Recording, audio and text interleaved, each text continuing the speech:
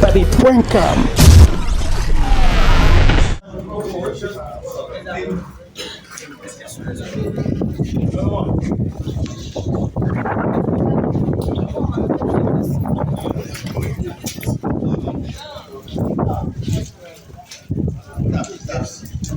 Président, voilà ta place. Président à Soleil. Président à Soleil, faut pousser un peu ici. C'est bon, un peu. Voilà. Là. Pardon.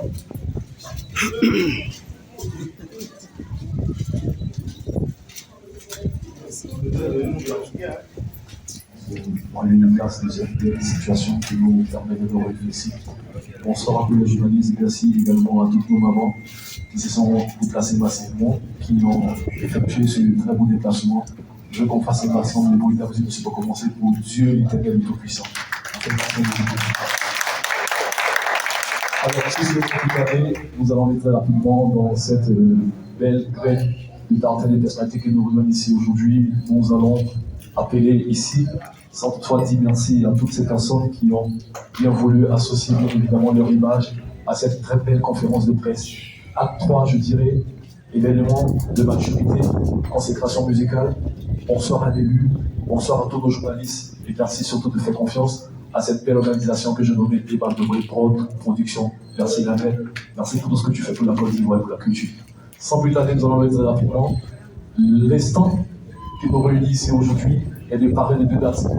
19 novembre, consécration d'une 4000 places, et pour revenir à 17 000 places, 4 décembre, Bataclan, Paris, gros challenge, gros défi musical, et j'ai confiance, et je suis convaincu que notre artiste, notre élu, l'enfant et le fils de Dieu pourra évidemment revenir ici avec ce gros défi.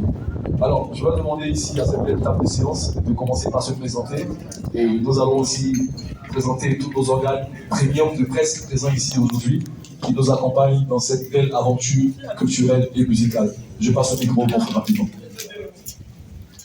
Bonsoir, je suis Gabriel Bao de Sector Consulting, qui est la structure de production du concert de l'artiste Hérosène au Bataclan. Merci. Ça nous dit quand même, c'est pas n'importe qui, monsieur, à cette belle table de séance. Je passe le micro à celle-là qu'on appelle tous affectueusement la maman. Bonsoir tout le monde, j'allais m'appeler. Merci. Alors, sans plus tarder, nous allons ouvrir les hostilités qui nous permettront de pouvoir avoir plus d'informations, éclairer nos différentes lanternes sur tout ce qui est suggestions, propositions et compréhension liées à ce très bon.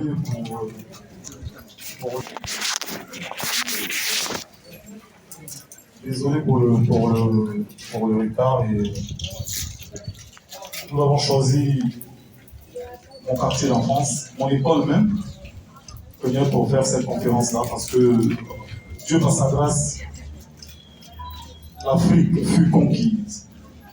Et le quartier où je naquis. C'est pourquoi j'ai décidé de venir ici aujourd'hui. Je vois toute ma maman qui me fait après qu'elle était petit. Mais bon. Voilà mon tonton derrière, mon tonton docteur, quand je suis malade, c'est lui qui me piquait. Voilà. Jusqu'à présent, voilà, c'est-à-dire, il maîtrise mon corps comme rien. Oui, quand je suis malade, on dit alors c'est tonton, il me pique là. Le soir, je suis guéri. Sa femme aussi est là, ma maman, j'ai beaucoup moins son carolin. Mais bon. Merci d'être venu. On a décidé que ça soit sombre afin qu'il n'y ait pas assez de bruit. Tout à l'heure, lors du gala, nous avons festoyé. Voilà, je pense que c'est bon. Merci. Merci à notre élu. Et il faut être reconnaissant pour pouvoir comprendre certaines situations et circonstances de la vie. Il a tenu bien évidemment à faire cette conférence de presse ici. Et lieu qui définit vraiment toute une enfance scolaire et de reconnaissance. On te dit merci infiniment. Je pense que les mamans sont là. Il y a une maman qui veut donner une anecdote. Le temps qu'on passe rapidement à nos journalistes. Il y a une maman qui a voulu dire quelque chose rapidement, qui veut témoigner de son affection, de son amour, qui a notre... Celle qui t'a beaucoup frappé là. Elles sont beaucoup. Elles sont beaucoup. D'accord. En tout cas, vous? Maman Diaby, il y a une anecdote qui vous rappelle quelque chose par rapport à Kérosène? Je vais frapper.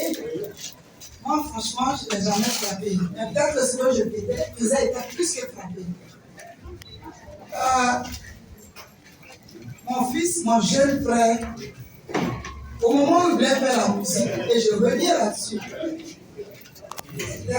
là encore à ce moment, je n'étais pas d'accord avec mon jeune frère. Je n'étais pas d'accord.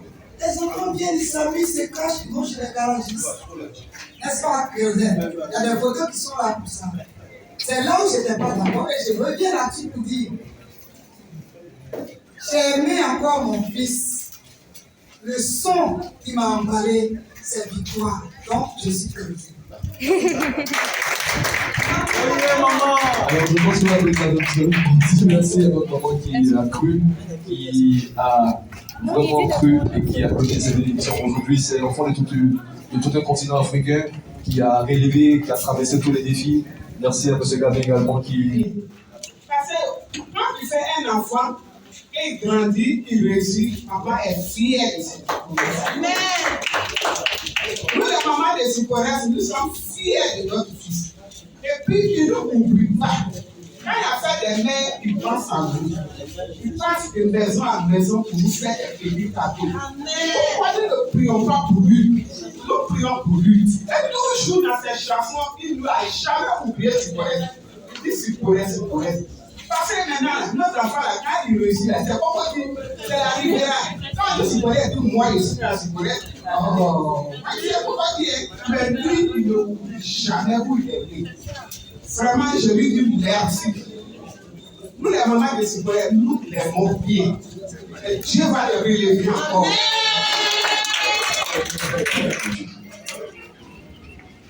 Merci pour la question. Alors, je pense que nous avons déjà déroulé le tapis. Nous avons déjà déroulé le tapis. Il n'y a pas de thème en tant que tel parce que faire les conférences habituellement, nous étions dans de grands hôtels, dans des coins huppés. Si aujourd'hui j'ai décidé de revenir ici dans mon quartier d'enfance, c'est pour porter. C'est un message fort. Parce que au-delà de la musique, au-delà de ma carrière, au-delà de ma propre personne, j'ai un volet social qui est très très très important pour moi. Très important. Et très bientôt, je passerai à 80% de mon temps, de ma vie à l'humanitaire. C'est vrai, on fait des records, on fait ceci, on fait cela, mais après, il nous reste quoi? Humainement, qu'est-ce qu'il nous reste? On fait des records, on remplit les salles, on fait, je sais pas ce que... Mais après, tu as apporté quoi aux gens? J'aime la proximité, j'aime être au contact des populations. J'aime écouter les gens, j'aime parler, j'aime taquiner, surtout les personnes du troisième âge, les enfants. Donc pour moi, je pense que le tapis est déjà déroulé si on a décidé de faire la conférence de presse ici. Je ne suis pas le kérosène qui, comment dirais-je, qui veut coûte que coûte avoir ça, des trophées, faire des salles. Bon, pour moi, ça importe peu parce qu'après tout ça, il y a la mort. Hein.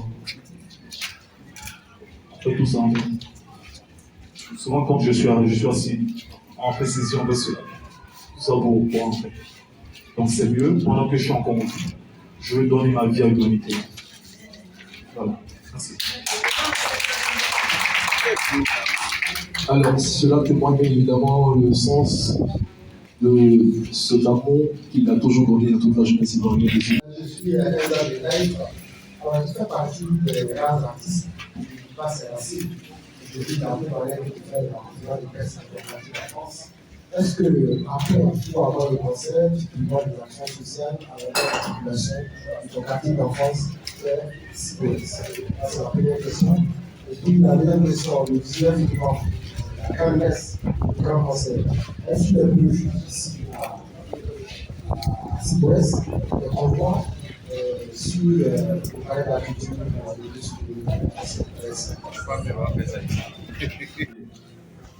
Sipores, c'est chez moi, c'est ma vie. Notre maison, on l'a pas vendue. Elle est là. Et par rapport à ma fondation, le point focal de ma fondation, c'est faire des aires de jeu dans des écoles publiques comme celle-là. Tu vois? On commence par soi-même. Il y a une petite école là. C'est une petite maternelle. Ça, c'est la fondation Kérosène qui a oui. Au quartier, hein, parce que les enfants viennent là gratuitement. Oui. Ça me rappelle mon enfance en fait, parce que nous, on n'a pas pu faire le jardin. Donc, du coup, j'étais l'ami des jardiniers. Ouais, je vous explique. Il y avait une école qui était là, perroquet.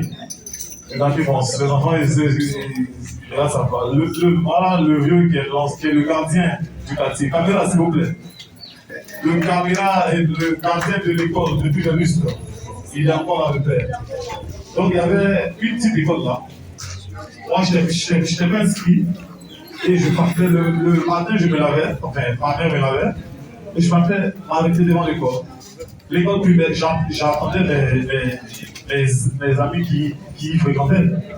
Parce que lui, c'était privé, donc il fallait payer. Vous comprenez un peu? J'avais 4 ans ou 5 ans.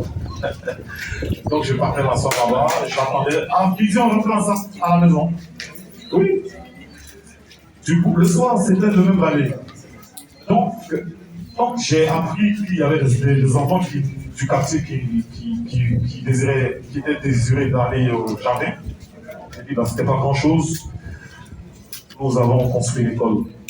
Donc le volet social, je pense que pour le quartier Siporès, c'est pas hérédité. C'est ma vie. Voilà. Et c'était quoi encore? Convoi.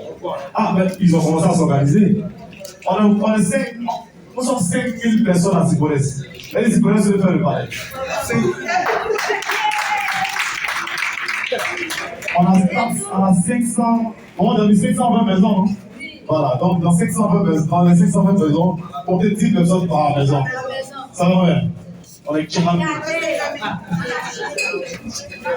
Donc voilà que c'est ici. Le véritable défi, c'est le Bataclan. Je sais que vous êtes avec M. Bao. Quelle est la stratégie mise en place pour qu'il n'y ait plus cette question de protocole et autres? Voilà, parce que le Bataclan, ce n'est pas aussi facile de le remplir. Heureusement, ces derniers temps, beaucoup d'artistes ivoiriens ont ici des challenges pareils avec les élites et autres. Est-ce que c'est un défi qui sera gagné? Est-ce que du côté de cette étoile, M. Bao, est-ce qu'il y a une stratégie véritable mise en place pour ne pas tuer la carrière de l'artiste? Merci au président. Je pense que c'est une préoccupation pour moi, c'est pas une question, c'est une préoccupation, voilà, c'est dans le bon sens. Alors. Merci pour la question. Je pense que M. Gabin Bao est la personne bien placée pour parler, surtout des stratégies. Encore merci.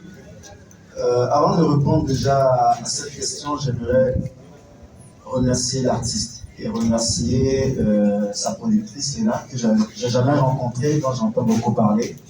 Pourquoi je le fais? Parce qu'il faut savoir que le concert du Bataclan de Kérosène n'est pas un concert lié à un cachet où l'artiste se remplit des bouches. Il le fait par rapport à une vision de développement international. Ça, c'est important de le souligner. On n'a pas beaucoup d'artistes africains qui acceptent de s'investir pour leur propre projet à l'international. Kérosène va déplacer avec lui son orchestre ivoirien qui va l'accompagner. On peut compter le nombre d'artistes africains capables de faire cela lorsqu'ils ont des prestations en Europe. Il affronte une salle mythique qui est le Bataclan, avec en production Live Nation, qui est la structure numéro 1 mondiale, je le précise, structure numéro 1 mondiale du divertissement. Ce qui démontre que l'artiste aujourd'hui accepte de passer un autre cap. J'en profite pour remercier sa productrice qui était récemment à Paris et qui elle-même a pris sur elle, avec son équipe, de déjà faire un premier pas dans la promotion terrain. Ok? Et la sensibilisation, la promotion de ce concert-là, qui est un défi pour Kérosène et aussi un défi pour la musique urbaine ivoirienne, ne dépend pas de Kérosène, de Emma Debopol et de 7 étoiles consulting. C'est tous les Ivoiriens qui doivent se mobiliser en postant les visuels, en essayant d'appeler leurs frères et leurs amis, parce que le succès de cet événement est une lumière sur la Côte d'Ivoire musicale. Ok? Aujourd'hui, Live Nation avec lequel on travaille, c'est leur premier véritable show avec la musique urbaine africaine francophone. Donc c'est plutôt un défi pour la Côte d'Ivoire, un défi pour l'Afrique francophone urbaine, parce que Kérosène n'est qu'un artiste qui appartient qu'à la Côte d'Ivoire, c'est toute l'Afrique qui le suit.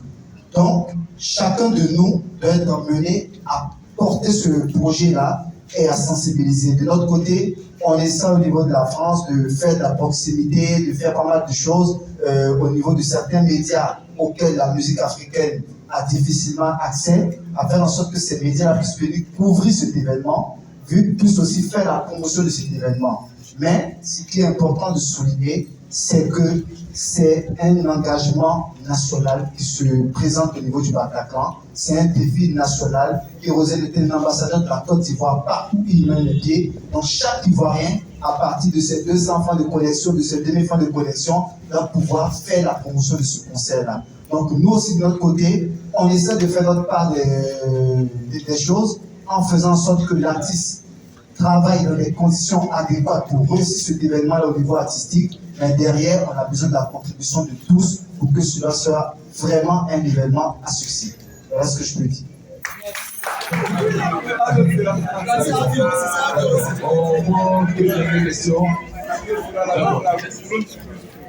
En fait, moi, je pense que le palais de la culture est trop petit. On ne peut pas te starter.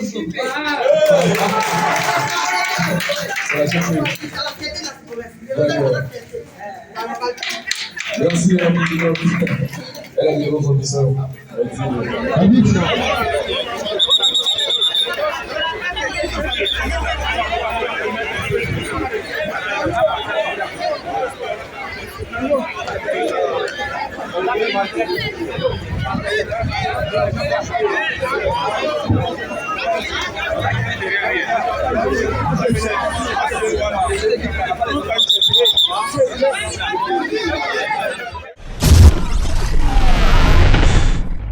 Infodéparis.com